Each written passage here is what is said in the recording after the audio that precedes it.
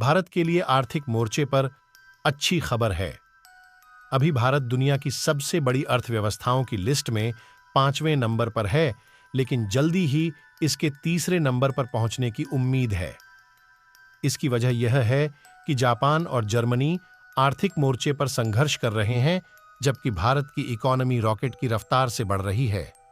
Japan के हालिया आंकड़ों के मुताबिक देश तीसरे से चौथे नंबर पर खिसक सकता है, जबकि जर्मनी तीसरे नंबर पर आ सकता है। किसी जमाने में जापान अमेरिका को पछाड़ने के करीब पहुंच गया था, लेकिन 1990 के दशक में उसकी इकोनॉमी में ठहराव आ गया था। आज चीन भी उसी स्थिति से गुजर रहा है। जर्मनी यूरोप की सबसे बड़ी इकोनॉमी है, लेकिन उसे भी कई मोर्चों पर संघर्ष करना पड़ रहा है। इसे विपरीत भारत दुनिया में बड़ी अर्थव्यवस्थाओं में सबसे तेजी से बढ़ रहा है। पिछले साल भारत की इकोनॉमी सबसे तेजी से बढ़ी थी और IMF के मुताबिक अगले 2 साल भी ऐसा ही अनुमान है। माना जा रहा है कि 2023 में डॉलर टर्म में जर्मनी की इकोनॉमी जापान से आगे पहुंच जाएगी, लेकिन जर्मनी के भी आर्थिक हालात ठीक नहीं हैं।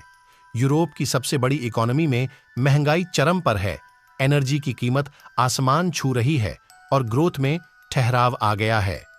जापान और जर्मनी की आबादी में बुजुर्गों की संख्या बढ़ रही है, प्राकृतिक संसाधन घट रहे हैं और कारों के एक्सपोर्ट्स में उन्हें कड़ी टक्कर मिल रही है।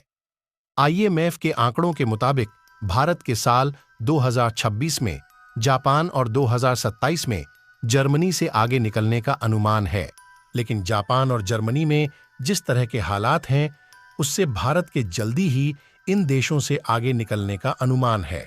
भारत बनाम जापान जर्मनी जापान में आबादी तेजी से घट रही है। देश में 2010 से आबादी में लगातार गिरावट आ रही है। दूसरी ओर जर्मनी कामगारों की कमी से जूझ रहा है। इसके उलट भारत ने आबादी के मामले में पिछले साल चीन को पीछे छोड़ दिया। भारत में आने वाले दशकों तक आबादी के बढ़ते रहने की उम्मीद है।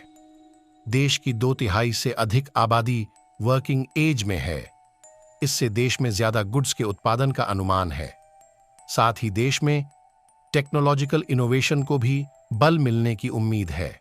यह स्थिति तब है जब एशिया के अधिकांश देशों में बुजुर्गों की आबादी तेजी से बढ़ रही है और वहां की आबादी घट रही है।